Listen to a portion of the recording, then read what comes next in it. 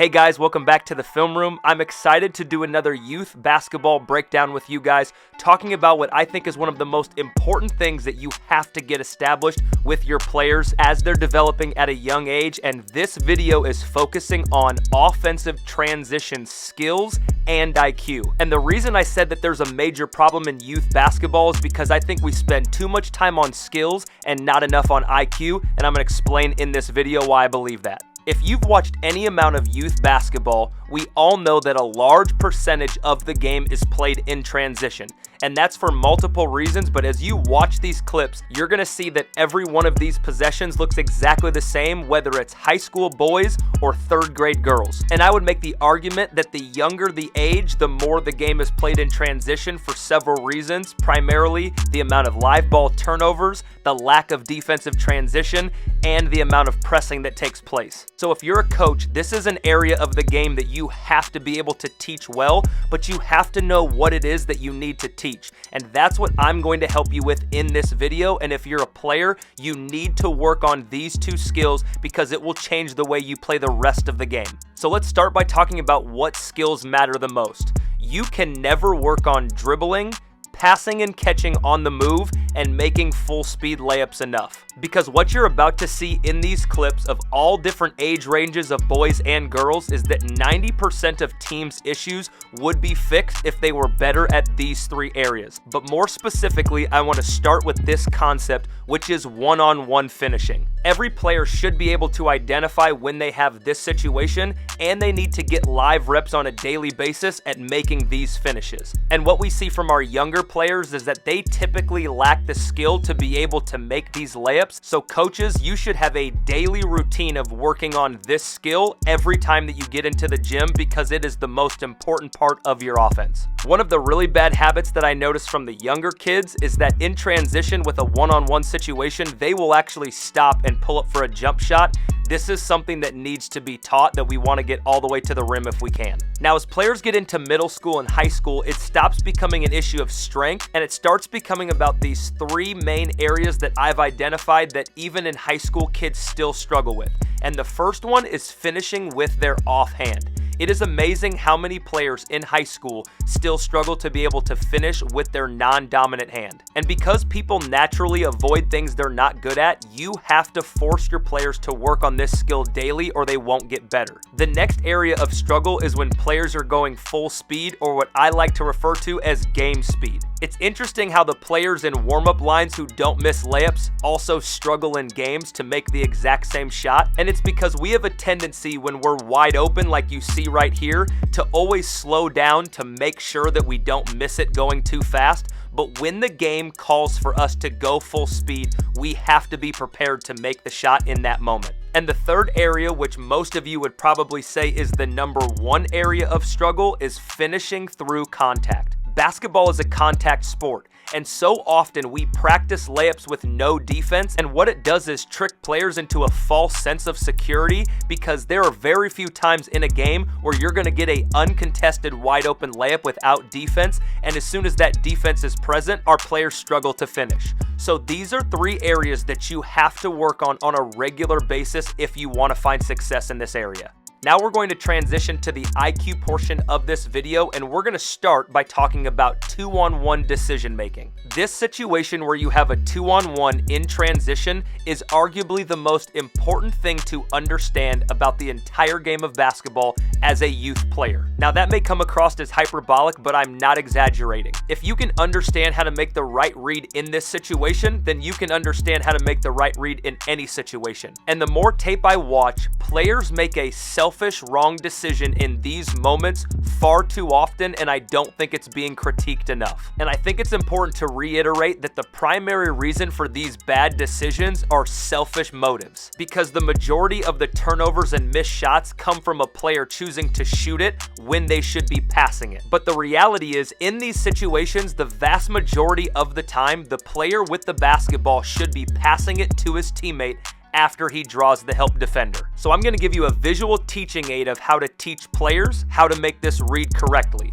When you are in transition and you have a 2-on-1 situation, somewhere roughly between the volleyball line and the elbow, you are going to enter into what I would refer to as the decision-making zone. And here are the two decisions. If the defender has not committed to me, you keep going. As soon as he commits his eyes and or his torso to me, you need to get off the ball. Now, because we're moving at full speed, this can be difficult for youth players, which is why we need to practice it so that we make better decisions. Because when we watch these scenarios on tape, it's easy to see the 2-on-1 setup, the defender committing his eyes or his torso, and the right decision to pass it. So our job as coaches is to find out why this major problem is happening on our teams when it does, and find a way to correct it so that we can have success in this area of the game. So what I want to do with the rest of this video is discuss what I believe is contributing to this major problem. Something that I think we've all seen in youth basketball is that token developed player who's bigger than everybody else, and in situations like this where it's not smart to shoot it 1-on-3, they've learned from past successes that they're either going to score it, get fouled, or both.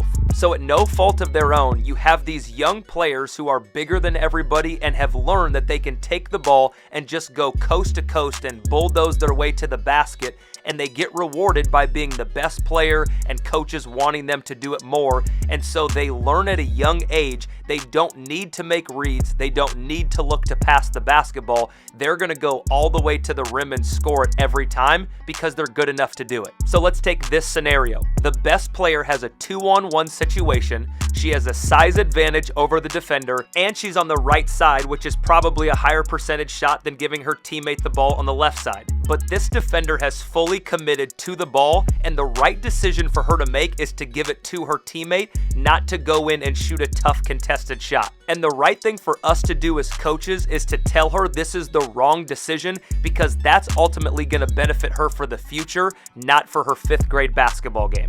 The next scenario that we see that's almost copy-paste of being bigger than everybody is the kid who's faster than everybody and just runs down the court and scores it all the time. That kid is in jeopardy of creating the exact same bad habits, because in situations where he does get cut off, he's so used to driving all the way to the basket that he rarely sees his teammates and will dribble all the way around defenders because he can and shoot bad shots rather than giving it to his open teammates. Now, the last scenario comes back to the lack of skill that we talked about earlier in this video, and this is why skill development is so important. A lot of players at a young age don't have the ability to dribble full speed and look up, and so they dribble all the way up the court with their head down just to run into a bunch of defenders, and because they haven't had their head up, they don't see where their teammates are at, and so they shoot bad shots just for a lack of skill. This is extremely common to see youth basketball players dribble up the court at full speed, shoot difficult shots with defenders in their face while they have open teammates standing underneath the basket. And this is where I would make the argument that it's more important at a young age to teach the skill of being able to dribble with your head up, see defenders, and make the pass to the open teammate